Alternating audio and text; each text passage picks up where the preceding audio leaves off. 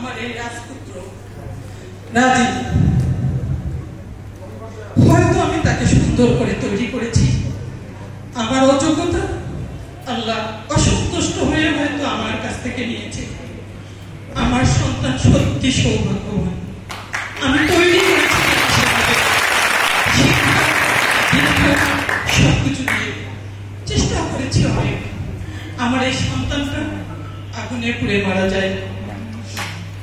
আমি এখানে বড় হই, কিন্তু আমার কর্মের কারণে আমি লালমনিরহাটে বসবাস করি। আমার সাহেবও কর্ম করে লালমনিরহাটে। বলতে পারেন অভাবী মানুষ, কাজ না করলে খাবো কি। বঙ্গা এলাকার মানুষ বাস্তবতার সাথে যুদ্ধ করে নিজেকে তৈরি করেছি। বিধাতা হয়তো হারিয়ে দিয়েছে একদিকে, কিন্তু হাজারো সন্তান আমার আছে।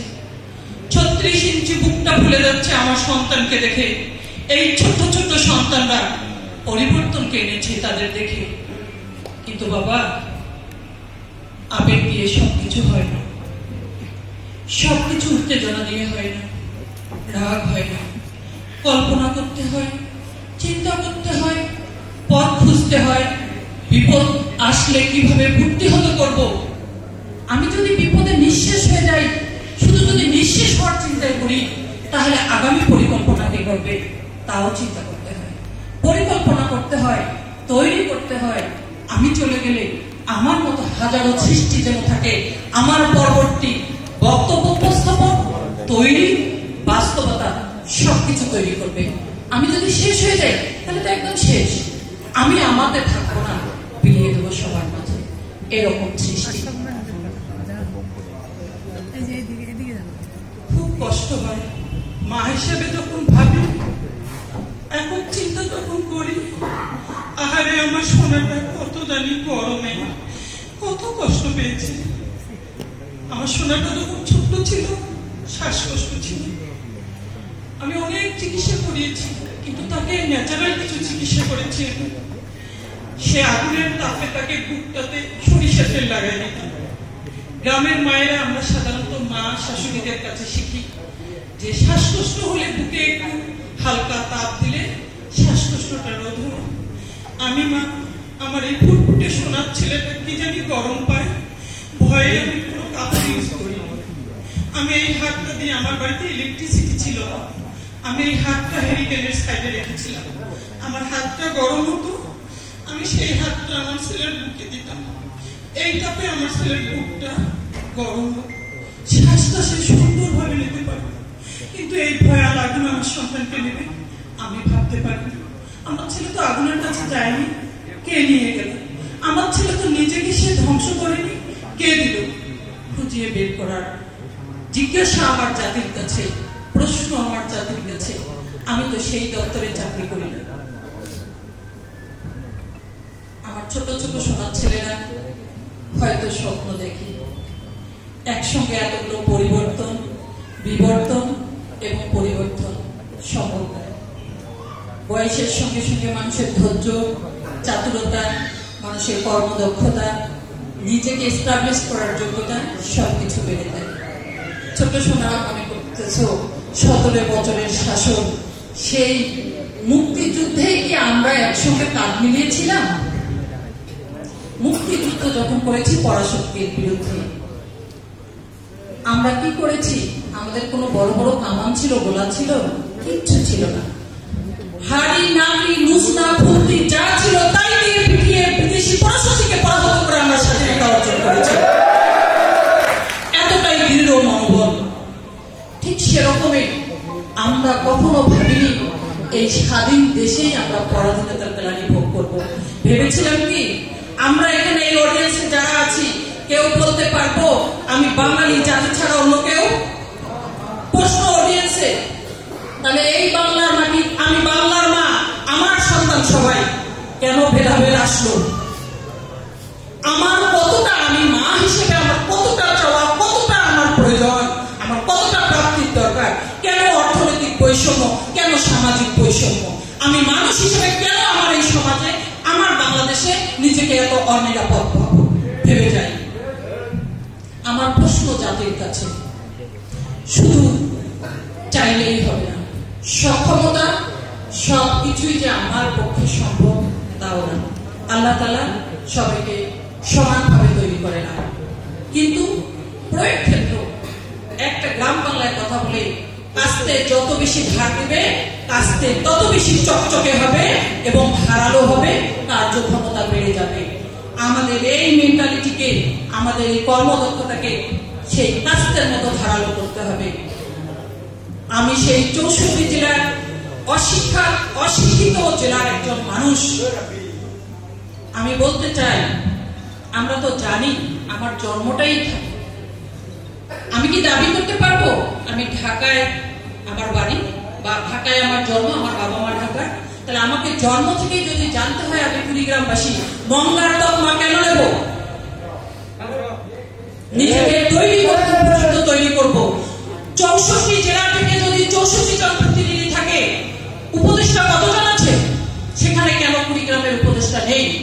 আপনার সৎ মা যদি আপন হইতো তাহলে কি তাকে সৎ মা নামে তকমা দিত? শুধু মাই বলতো।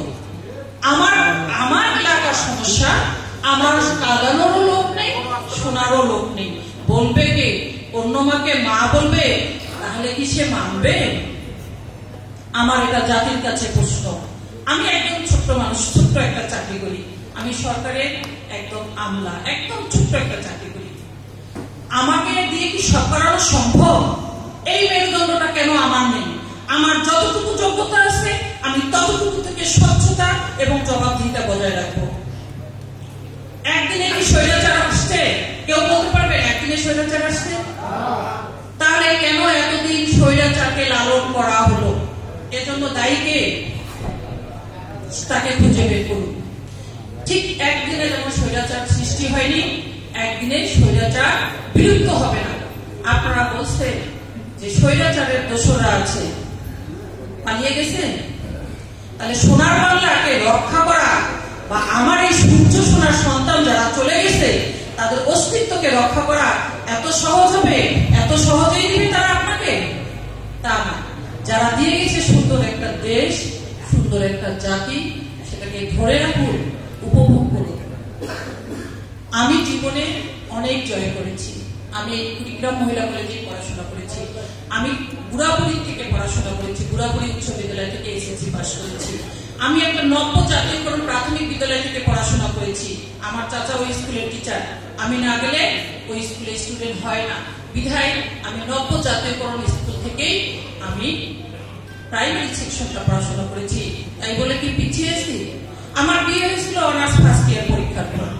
রাজীবকে আমি যখন জন্ম দিই তখন ভাইবা বোর্ডে যখন উঠছি, ভাইবা বোর্ডের স্যার আটকে উঠেছে আমার দিকে তাকাই। আমরা মেয়েরা বৈষম্যহীন সমাজ বলতেছি, কিন্তু আমরা আদৌ এই বেড়াজাল থেকে বের হতে পারবো কিনা জানি না।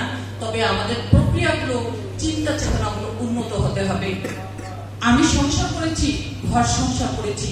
আমার বাড়িতে ইলেকট্রিসিটি ছিল না, তবুও আমি এমএ পাস করেছি। আমার ছেলেকে যখন আমি স্কুলে দিয়েছি তখন আমি মাস্টার্স পরীক্ষা দিয়েছি। তাই বলে কি আমি থেমে আছি? কষ্ট তো হবে রে বাপু। তাহলে কেন সেই কষ্টটাকে জয় করে নিজেকে প্রতিষ্ঠিত করবো না? কেন আমার কুড়িগ্রাম ঢাকা সিটির মতো হবে না? বাংলাদেশের বাইরে কি আমার কুড়িগ্রামের আয়োজন কত জানা আছে? আমি মনে করি লালমনিরহাট জেলা যত বড়, তার চেয়ে আমার কুড়িগ্রাম জেলা অনেক, উপজেলা প্রায় তার কাছাকাছি আছে। আমার লালমনিরহাটের মানুষের সততা, স্বচ্ছতা অনেক কিছুই আছে। আমরা পরিশ্রম করি, কিন্তু গুছিয়ে পরিশ্রম নয়। এলোমেলো হওয়া যাবে না। এলোমেলো হলে আমার এই যে আমরা ফাঁকা হবো, এই ফাঁকার মাঝখানে তো পূরণ করতে হবে। কে পূরণ করবে? ভালো মানুষ এসে পূরণ করবে? কখনো না। ব্যান্ডেজের মতো তৃতীয় একটা মাধ্যম এসে সেটা জোড়া লাগাবে। তাতে কি হবে?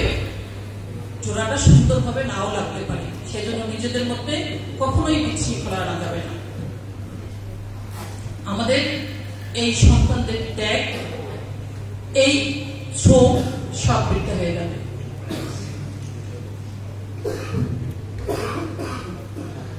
আমার আজকে এখানে প্রথম আশা, আমি লালমনিরহাটে যেহেতু থাকি, আমার ছেলে লালমনিরহাটেই শহীদ হয় এবং আমার পারিবারিক কবরস্থান কুড়িগ্রাম কাঁঠালবাড়ি। যদিও আমাদের ইউনিয়ন না, সিনিয়র ইউনিয়ন, কিন্তু আমাদের ডাক ঘরটা হচ্ছে যেটাকে বলে, আমি নিজেও কখনো জানি না, এটাকে বলে বৌদ্ধের বাজার। কিন্তু আমাদের ডাক বোতল বাজার থেকে খুব কম আদান প্রদান হয়। সেই ক্ষেত্রে আমরা বরাবর কাঁঠালবাড়ি ডাকটা ইউজ করি এবং সেখানে আমাদের তো ওখানে সব প্রোগ্রামে আমি অ্যাটেন্ড করি। এখানে আমার আসা হয় না, ওখানে আমার দুইটা মেনটেন হয়, একসঙ্গে চাকরিটাও হয়, ওই প্রোগ্রামগুলোতে থাকা হয়। আমার খুব শখ ছিল।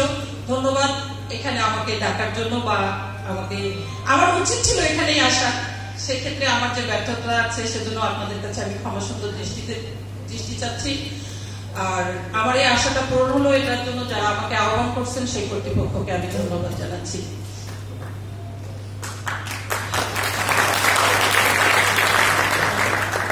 আমি একটা ট্রেনিং করেছিলাম, ন্যাপে গিয়েছিলাম, সেখানে শুনেছি যে প্রশিক্ষণ, প্রয়োগ এবং সাফল্য।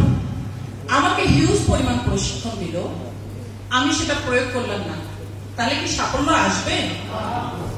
স্বচ্ছতা আছে, জবাবদিহিতা নেই, কেউ স্বচ্ছ হবে? আইন আছে, বাধা আছে, সঠিক প্রয়োগ হবে? এইগুলো খুঁজে দেখতে হবে।